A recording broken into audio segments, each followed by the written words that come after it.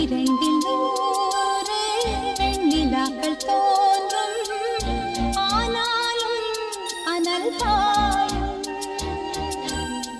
நாடி எங்கும் ஏதோ நாத வெள்ளம் ஓடும், ஆனாலும் என்னதாகும்.